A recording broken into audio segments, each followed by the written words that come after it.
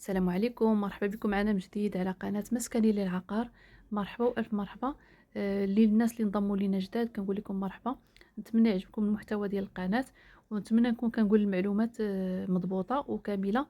ومهم الانسان الكمال لله، راه ضروري الانسان كيغلط. كان شي غلط راه كنصحوا في التعاليق. فبالنسبة لهاد الشقة هذه معروضة للبيع في مدينة سلا، وبالضبط في حي سعيد حجي حدا فارماسيان الطاهري. هاد الشقة هادي كتواجد في عمارة اللي هي هي الدخلة ديال العمارة بالنسبة للإقامة محروسة، كتوفر على الكراج أو السوسول، وما فيهاش المصعد لاسانسور ما كاينش. واخا هاد الشقة كاينة غير في الطابق الأول، داكشي علاش كنصور لكم الدروج باش تاخدوا فكرة على الدروج. فبالنسبة للعمارة نقية تبارك الله.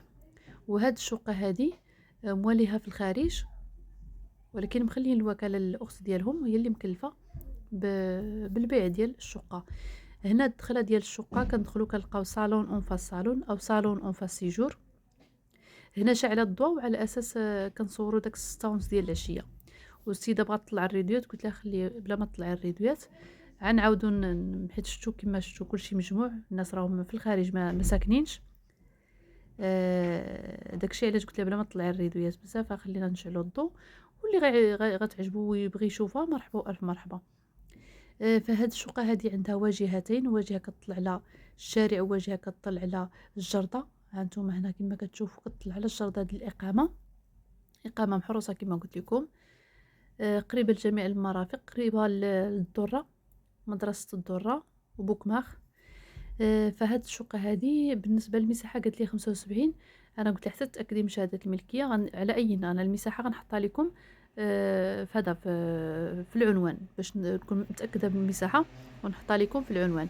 مهم هي كتوفر على صالون سيجور، جوج بيوت، كوزينة اللي هي هذه وحمام، وعندها واحد بحال واحد لا طيراس او ضوايه، نقولوا بحال ضوايه. هانتوما واحد هنا واحد في البيت ومغطيين من الفوق، حيت الناس كما قلت لكم راه ما كاينينش، داكشي علاش كلشي الاساس مجموع. فالمهم عندها واجهتين كما قلت لكم، واجهه كتطلع للشرطه، واجهه على الشارع الطابق الاول. المساحه هما كيقولوا 75، انا كنقول لهم المهم يقدر تكون قل. فكما قلت لكم الثمن اللي كيطلبوا في هذه الشقه هذه 63 مليون وقابله للنقاش. اللي عجباتو يتواصل معنا في هذا الرقم اللي كاين اسفل الفيديو، ويجي يدير زياره ميدانيه لهاد الشقه، وما يكون غير خير ان شاء الله. ديك الساعه الانسان غيتفاهم مع مول الملك، واللي كتبت لي شي حاجه راه كيديها. هادشي اللي كاين. هنا هاد البيت هذا حتى هو فيه بلاكار في الحيط، وفيه واحد لا طيراس اللي هو هذا. هانتوما بحال باركو وسادينو.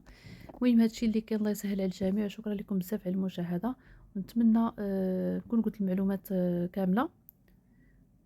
اللي بغى يسول على شي معلومه مرحبا والف مرحبا.